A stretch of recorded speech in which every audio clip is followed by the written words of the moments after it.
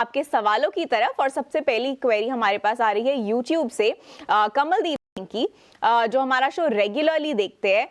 उनके कई सवाल है। सबसे पहला सवाल है उनका पराग पर। उनका बाइंग प्राइस है 250। वो पूछ रहे हैं कि should they consider holding it या फिर अभी करंट लेवल्स पे उन्हें स्टॉक बेच देना चाहिए। इसके अलावा डीसीबी बैंक का उनका बाइंग रेट है 150 रुपए।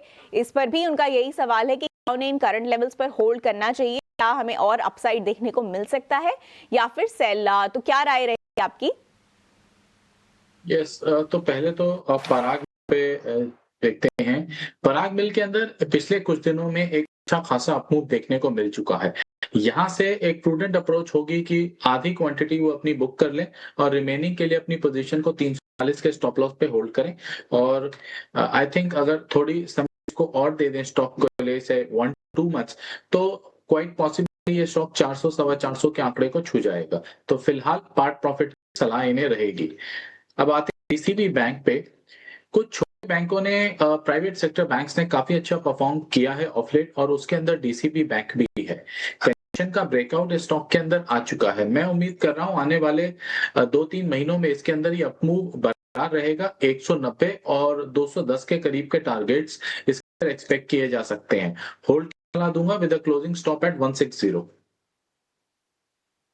की सलाह, और 160 का स्टॉप लॉस बनाए रखे और ऑल टाइम हाई के आसपास जो है वो स्टॉक ट्रेड करता हुआ। दोनों ही स्टॉक्स में मुनाफा इस वक्त इनको हो रहा है और डीसीबी बैंक पर होल्ड करने की सलाह यहाँ पर गौरव जी की तरफ से आती हुई। लेकिन अगली क्वेरी भी हमारी यूट्यूब से आ रही है। आनंद गोवा से सवाल पूछ रहे हैं और उनका सवाल है क्रॉम्पटन ग्रीव्स पर 100 स्टॉक लिए हैं उन्होंने।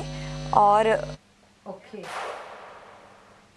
जी, तो ये सवाल हम एक फिर से ले लेते हैं। आई थिंक कोई ऑडियो इश्यूज हमारे यहाँ पे चल रहे हैं। तो पहला सवाल है आनंद की तरफ से। ये सवाल आया है आनंद, जो कि हमारे साथ गोवा से जुड़ रहे हैं।